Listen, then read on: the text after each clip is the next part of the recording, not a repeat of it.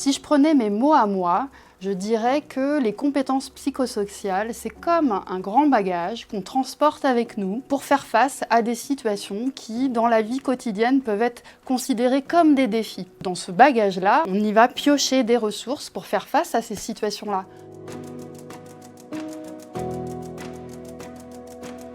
Alors, les ressources qui alimentent les compétences psychosociales, elles sont de 3 types. Un premier type de ressources, c'est ce qu'on appelle les ressources cognitives. C'est toutes celles qui vont faire appel à notre réflexion ou notre prise de recul, en individuel ou en collective. Ce qu'on veut, ce qu'on ne veut pas, ce qui nous fait du bien ou ce qui, par ailleurs, nous met mal à l'aise. Là, on peut dire qu'on est en train de mobiliser des ressources qui nous permettent de nous connaître, de mieux nous connaître. Un deuxième type, ce sont donc des ressources émotionnelles. Ce sont des ressources qui vont concerner la gestion des émotions, la gestion du stress. Et puis dans ces ressources émotionnelles, il y a aussi tout ce qu'on va piocher et qui vont nous permettre d'agir sur les émotions, de les réguler quand on sent que les émotions nous envahissent un peu ou nous traversent et que on a besoin parfois d'agir dessus. Alors le troisième type de ressources, c'est ce qu'on appelle des ressources sociales. Elles sont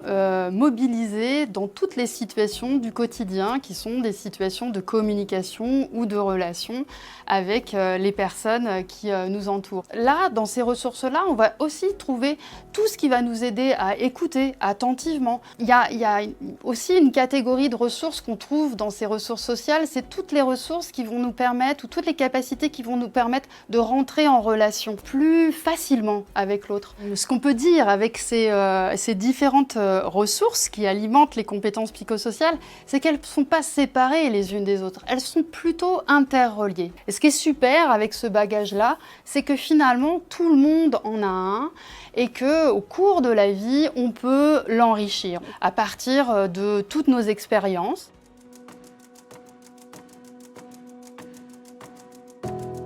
Dans son bagage CPS, on va pouvoir aller piocher des choses, des ressources qui peuvent nous permettre peut-être d'évacuer le stress ou les préoccupations qui nous traversent de manière à protéger sa santé ou autrement qu'en adoptant des pratiques qui peuvent arriver et qui sont à risque pour sa santé, par exemple en consommant des produits psychoactifs qui peuvent mettre à mal sa santé. Quand on apprend à se connaître, reconnaître ses forces plutôt que ses faiblesses, eh bien on va alimenter plutôt une image positive, une estime de soi qui, elle, va avoir un peu de la diffusion de l'effet dans plein de domaines. Le domaine de la scolarité comme le domaine de la vie amoureuse, le domaine de la vie sociale.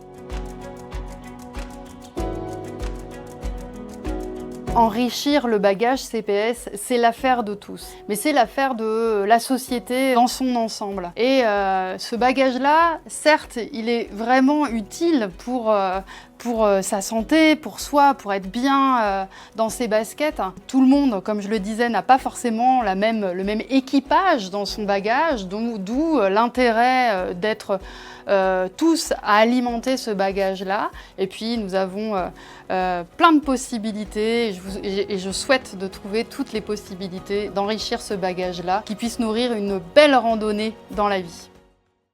MC, avec vous pour la vie.